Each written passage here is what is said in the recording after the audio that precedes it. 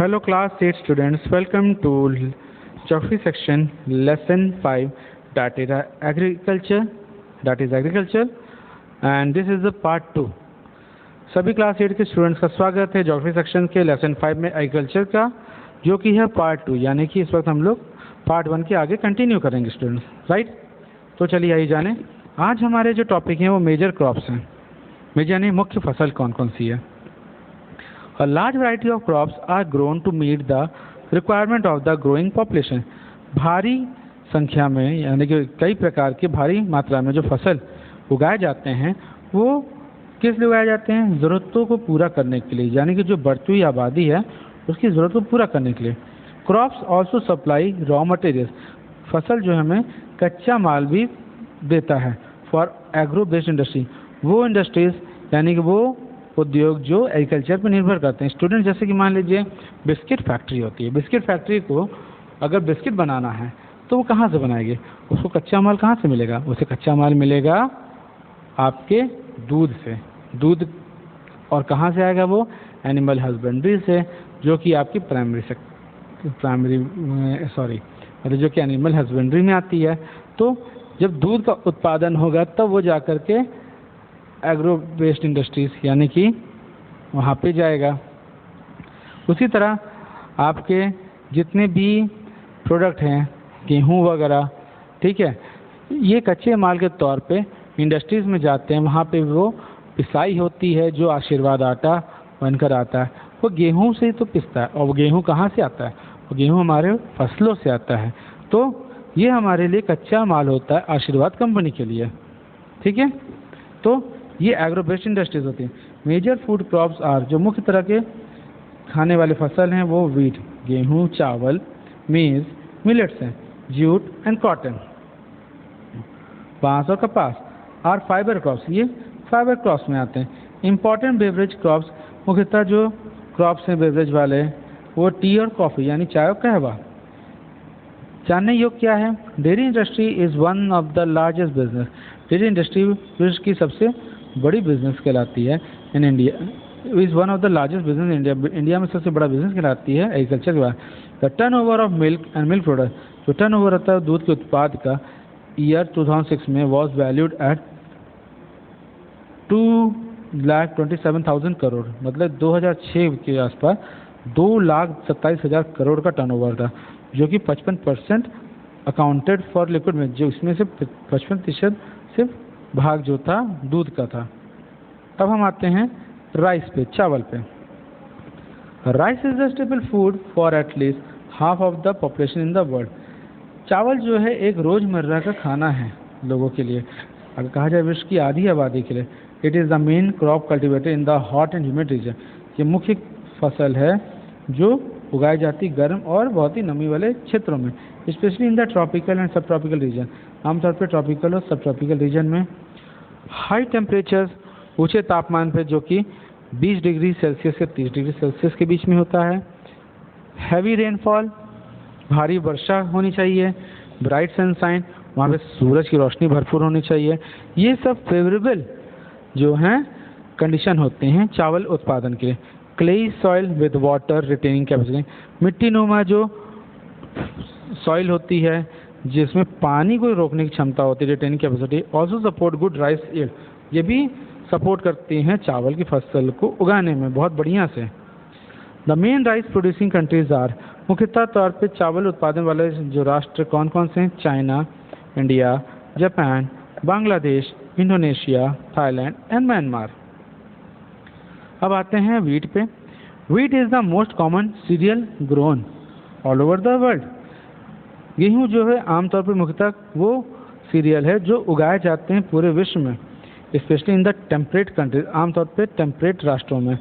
It is temperate जो होता है एक तरह के मौसम के टाइप्स को कहते हैं, टेम्परेट रीजन क्षेत्र होता है, ठीक है। It is a staple food, ये रोज़मर्रा के खाने में उपयोग होता है। For more than 1/3 of the world population, 1/3 इसकी पॉपुलेशन जो है इसको खाती है। Wheat requires moderate temperature, wheat में एक समांतर तापमान की जरूरत होती है, रेनफॉल और वर्षा की ड्यूरिंग द ग्रोइंग से, जिस समय इसका उगाई होती है, एंड ब्राइट सनशाइन और भरपूर सूरज की रोशनी, at the type of ripening, जिस समय ये फसल पक रहा हो उस समय सूरज की रोशनी चाहिए, एंड हार्वेस्ट, और जिस समय कटाई हो। In India it is grown in winter, Bharat में ये गर्मी में भारत में ये ठंडी में इसकी उगाई होती है। It requires temperature below 25 degree Celsius, इसमें तापमान 25 डिग्री सेल्सियस के नीचे का होना चाहिए, and about 50 to 75 centimetre rainfall, और 50 से 75 सेंटीमीटर की रेनफॉल होती है, यानी कि वर्षा होती है students.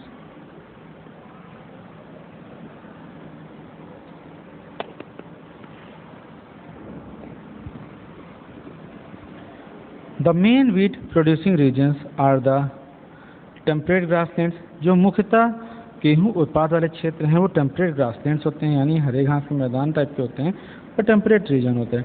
It is extensively grow in Russia, ये भारी मात्रा में रशिया में, यूएसए में, यूनाइटेड स्टेट्स ऑफ अमेरिका जिसे कहते हैं, Canada, Australia, China, India, Argentina, Ukraine and south Africa में उगाए जाते हैं। इन इंडिया, भारत में वीट इज़ ग्रोन इन पंजाब, भारत में गेहूँ कहाँ उगता है? पंजाब, हरियाणा में, उत्तर प्रदेश में ड्यूरिंग द विंटर सीजन, ठंड के सीजन में उत्तर प्रदेश में। मेज़ क्या होता है? मेज़ रिक्वायर्स मॉडरेट टेम्परेचर, मेज़ में कोई ज़रूरत होती है सामान्यतः moderate temperature, rainfall and lots of sunshine, बरसात और भारी मात्रा में सूरज की रोशनी। It needs well drained fertile soil, इसको ज़रूरत होती है एक अच्छे ड्रेन्ड वाली फर्टाइल सॉइल, मतलब कि मिट्टी जो उपज वाली हो। Maize is grown in North America, कि उत्तरी अमेरिका में उगाया जाता है, Brazil, China, Russia, Canada, India and Mexico.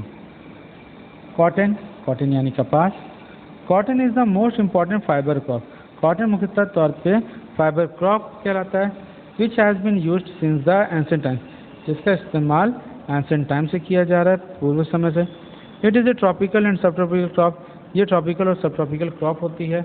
It is classified according to the length of the fibre, ये क्लासिफाइड किया गया है किसके तौर पे? According to the length of the fibre, fibre के लेंथ के अकॉर्डिंग। इनटू शॉर्ट, छोटे से, मीडियम में, मध्यम में, एंड लॉन्ग स्टेपल कॉटन, और लंबे staple cotton.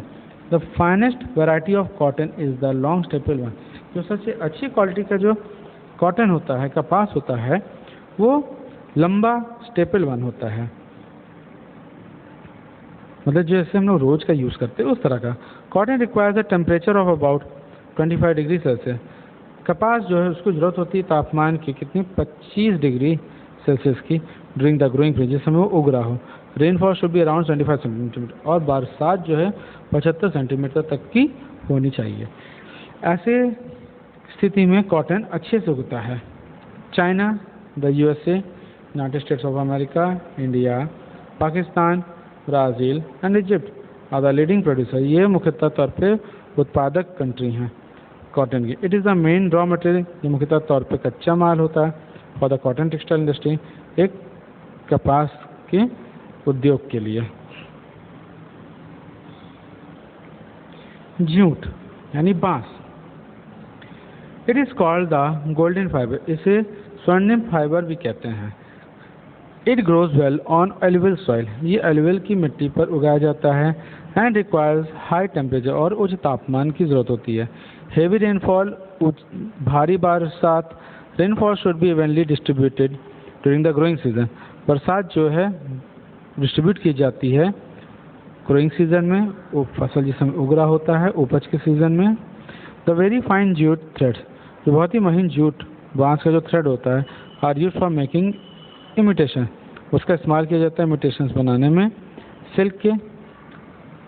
India is one of the largest producer and exporters of jute in the world, Bharat जो है विश्व का सबसे बड़ा उत्पादक और जूट का एक्सपोर्ट करने वाला देश है। The main jute products manufactured in India are coarse material for sacks, जो मुख्यतः तौर पर जूट प्रोडक्ट्स भारत में बनते हैं वो क्या है? कोर्स मटेरियल फॉर सैक्स, यानी कि सैक्स यानी बोरा, फूड ग्रेड बैग, खाने को रखने के लिए जो बैग्स होते हैं, ग्रॉसरी बैग, शॉपिंग वाले बैग्स, फ्लोर मैट, ज़मीन बिछाने वाले मैट्स हुए, रोप्स रस्सी हुए, ट्वाइंस एक्सेट्रा।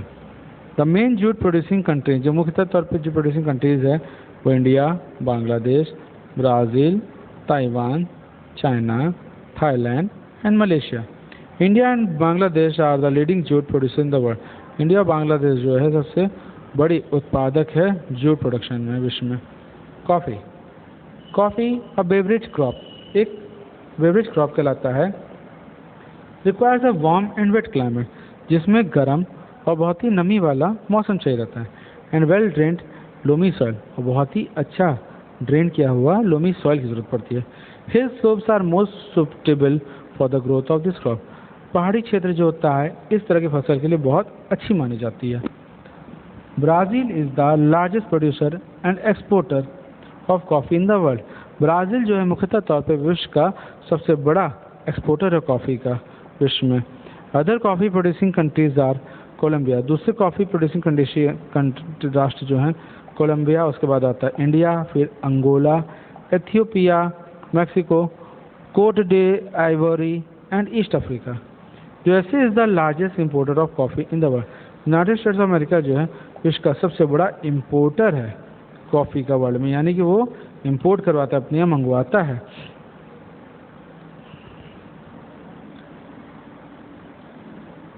टी, चाय। T, T is a beverage crop, ये भी एक बेवरेज क्रॉप है जो मतलब खाने के बाद नाश्ता करने में किया जाता है। ग्रोन ऑन प्लांटेशन, जो जिसका प्लांटेशन वृक्षारोपण किया जाता है। दिस रिक्वायर्स कूल क्लाइमेट, इसके लिए ठंडा मौसम चाहिए। And well distributed high rainfall, और बहुत ही अच्छे विभाजित तरीके से ऊंचे स्तर पे बरसात होना चाहिए थ्रू आउट द पूरे साल भर। For the growth of its tender leaves, जिससे कि इसके टेंडर लीव्स की मतलब कि उगाई हो सके, तो उसका विकास हो सके। The soil should be fertile, मिट्टी हमेशा उपज वाली हो। एंड एक्सट्रीमली वेल ड्रेन्ड, और बढ़िया से ड्रेन्ड हो। As tea can not withstand stagnant water, क्योंकि टी जो है एक स्टैगनेंट वाटर पे खड़ी पानी में नहीं खड़ा किया जा सकता। Hill slopes are ideal sites for tea garden, जो पहाड़ी क्षेत्र होते हैं ये चाय के बागानों के लिए सबसे बढ़िया होते हैं। Which are called tea state, जिसको हम लोग चाय के बागान या टी स्टेट्स भी कहते हैं। India is the leading producer of T in the world. Bharat विश्व का सबसे बड़ा नेतृत्व या उत्पादक कहलाता है टी का विश्व में। It is grown in Assam, इसकी उगाई असम में, वेस्ट बंगाल, पश्चिम बंगाल, केरल में और तमिलनाडु में होती है। Tea from the Darjeeling district of West Bengal is of the finest quality. Tea जो कि दार्जिलिंग के जिला की होती है पश्चिम बंगाल के, बहुत ही उच्च क्वालिटी के उच्च स्तर की होती है।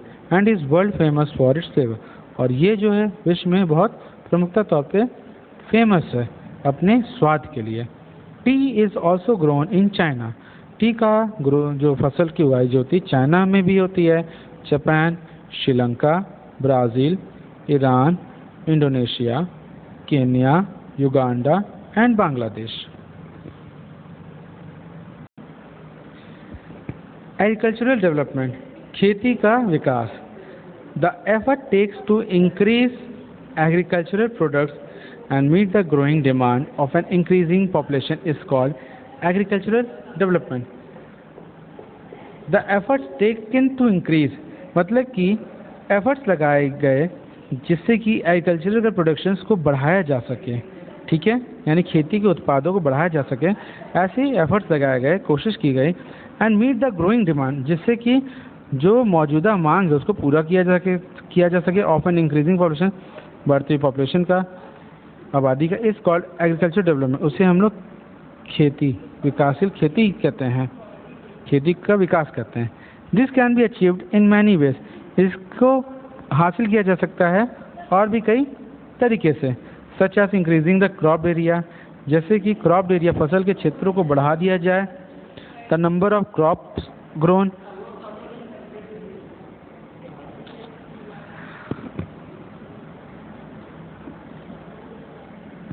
Okay, increasing the crop area, the number of crops grown, मतलब कि जो फसल वाले क्षेत्र उसको बढ़ाया जाए। The number of crops grown, जिस तरह से जो संख्या है क्रॉप्स ग्रोन करने के उसको। Improving irrigation facilities, irrigation facilities जो है उसको और अच्छा दुरुस्त किया जाए, इम्प्रूव किया जाए।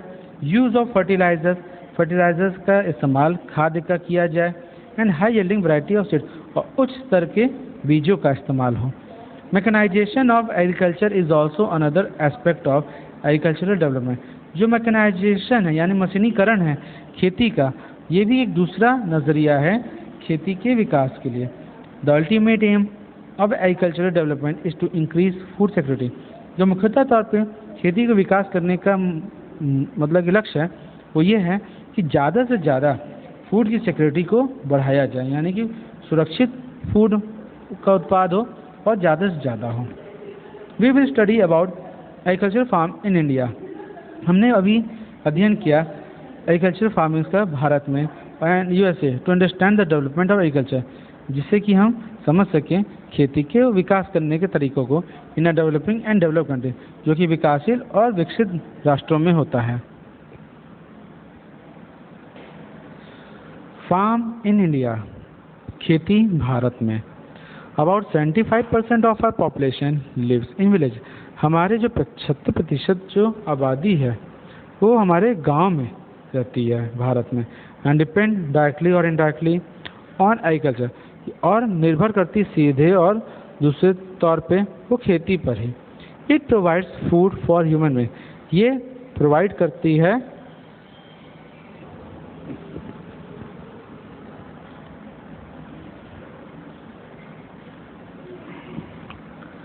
It provides food for human beings. ये खाना प्रोवाइड करता है इंसानों के लिए, and raw materials for agro based industry, और कच्चा माल जो उद्योग एग्रीकल्चर पर डिपेंड करते हैं, निर्भर करते हैं। साइज ऑफ ए फार्म, खेती का जो साइज होता है, due to the right of inheritance, जो अधिकार होता है उत्तराधिकारी के तौर पे, Indian agriculture land is mostly fragmented. भारतीय जो ये खेती वाली ज़मीन है वो फ्रैगमेंटेड है, मतलब वो इन साइज छोटे होते चले जा रहे हैं। Most farms are less than 1 acre in size. ज़्यादातर जो फार्म है वो 1 एकड़ से भी कम होते जा रहे हैं। इंटेंसिव सब्सिस्टेंस कल्टीवेशन इंटेंसिव होने की वजह से this type of agriculture is common India. ये तरह की खेती जो है आमतौर पे भारत में होती है। Most of the farmers produce crops. ज़्यादातर जो फार्मर्स हैं वो क्रॉप्स फसल को प्रोड्यूस करते हैं फॉर देयर ओन कंजम्पशन, अपने खाने योग्य। Only the surplus amount goes to the market. सिर्फ सरप्लस अमाउंट जो है, जो ज़्यादा एक्स्ट्रा होता है, वही मार्केट में जाती है, यानी कि जितना फसल उगाते हैं अपने निजी परिवार के लिए उतना रख लेते हैं, उसका जो एक्स्ट्रा बचता है वही मार्केट में बेचते हैं। However the shift to commercial farming, इससे जो कमर्शियल फार्मिंग होती है यानी कि स्थानांतरण वाणिज्य फार्मिंग जो होती है उसमें शिफ्टिंग हो रही है इन सर्टेन सेक्टर, कुछ सेक्टर्स में, इज नाउ बिकमिंग विजिबल, और वो दिखने लगी है। लैक ऑफ अवेयरनेस, लोगों को मतलब कि जागरूकता कम है। मोस्ट फार्मर्स आर लिटरेट, ज़्यादातर जो किसान हैं वो पढ़े लिखे नहीं हैं।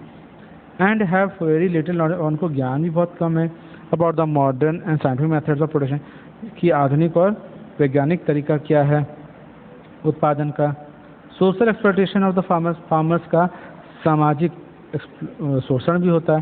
ड्यू टू हाई पॉवर्टी, भारी गरीबी एंड इलेक्ट्रिसिटी, और अशिक्षित किसान जो हैं do not have any knowledge, उनके पास कोई ज्ञान नहीं अबाउट द बैंकिंग सिस्टम, जैसे बैंकिंग सिस्टम हुआ, लोन फैसिलिटी के बारे में। Therefore they come under the trap of middleman, इसलिए वो जो ब्याज करता हुए, साहूकार हुए, मिडिल मैन, बिचौलिए, उनके झांसे में आ जाते हैं। The efforts taken by the government brought about the green revolution, जो कोशिश की जा रही गवर्नमेंट के द्वारा वो हरित क्रांति के जरिए भारत में 1960 से की जा रही है। India became self sufficient in the production of food crops, Bharat जो है सेल्फ सफिशिएंट बने किसमें, फूड क्रॉप्स के प्रोडक्शन में। In fact India has become one of the largest producer of world, आमतौर पे कहा जाए भारत जो है एक तरह से लार्जेस्ट प्रोड्यूसर है वीट का, एडिबल ऑयल यानी खाने वाले तेल का, पोटैटोस आलू का, स्पाइसेस मसालों का, रबर का, टी का, फ्रूट्स फल का, एंड वेजिटेबल्स फलों का, फ्रूट्स फल का एंड वेजिटेबल्स सब्जियों का, इन द वर्ल्ड विश्व स्तर पे। बट प्रॉब्लम स्टिल एग्जिस्ट, लेकिन समस्या अभी भी है। And India has a long way to, और भारत को इसको बहुत ही लंबा समय लगेगा पार करने में। Farm in the USA, USA में फार्म कैसा होता है। The average size of farm in the USA is much larger than that of Indian farm. जो एवरेज साइज होता है फार्म यूएसए में, उसका साइज एवरेज साइज जो होता है फार्म यूएसए में वो आमतौर पे बड़ा होता है इंडियन फार्म के कंपैरिजन में। A typical farm size in the USA is about 250 hectares. जो तरह तरह के जो वहाँ पे फार्म के साइज़ हैं यूएसए में आमतौर पे वो 250 हेक्टेयर्स के होते हैं. The farmer generally reside in the farm, और वहाँ पे अक्सर फार्मर जो है अपने फार्म पे ही रहता है. Some of the major crops grown, और यहाँ पे जो मुख्तलिफ फसल है corn, soybean, wheat, cotton and sugar beet होते हैं. Due to the large size of the farm की लार्ज साइज होने की वजह से almost all work such as ploughing, sowing, harvesting, जितने भी कार्य होते हैं प्लफिंग करना, स्विंग करना, हार्वेस्टिंग करना, थ्रेशिंग करना, पैकिंग जो है ये मशीन्स के द्वारा ही होती है, क्योंकि इतने बड़े फार्म्स होते हैं इनको आदमी द्वारा करना बहुत मुश्किल हो जाता है. The farmers of tractor, farmers के पास यहाँ पे ट्रैक्टर्स होते हैं, टिलर्स होते हैं, हैरोज होते हैं, सीड ड्रिल्स होते हैं, कंबाइन हार्वेस्टर और विलेज हार्वेस्टर्स होते हैं. और combine harvester is a huge machine. एक कंबाइन हार्वेस्टर एक बड़ी विशालकाय मशीन होती है जो रिप भी करती है, थ्रेसेस भी करती है, सैक करती है क्रॉप्स को एक ही बार में. साइज ऑफ ए फार्म का साइज क्या होता है? The size of average farm in USA is 500-1600 hectares. 500 से 1600 हेक्टेयर्स होते हैं यूएसए में आमतौर पे. ड्यू टू लेस पॉपुलेशन, क्योंकि यहाँ की आबादी कम है, एंड लार्ज जोग्राफिकल साइज, और भौगोलिक क्षेत्र यहाँ पे विशाल होता है. एजुकेटेड फार्मर, शिक्षित किसान. The farmers are well educated, यहाँ पे किसान शिक्षित हैं, and aware about the modern method of farming, और आधुनिक तरीका जानते हैं फार्मिंग का, एंड द लेटेस्ट टेक्नोलॉजी, और लेटेस्ट टेक्नोलॉजी आधुनिक तकनीक का. Most of them have adopted organic farming method, ज़्यादातर ने अडॉप्ट किया है ऑर्गेनिक फार्मिंग का तरीका. The farmer in the USA, जो फार्मर यूएसए के होते हैं, वर्क्स लाइक अ बिजनेसमैन, वो बिजनेसमैन की तरह काम करते हैं, and not like a peasant farmer, और किसानों की तरह नहीं. So students, this is completed. ये आपका कंप्लीट हो गया क्लास 8 का एसएसटी का ज्योग्राफी सेक्शन. इसके क्वेश्चन आंसर PDF आपको जल्दी भेजे जाएंगे. Till then have a good day.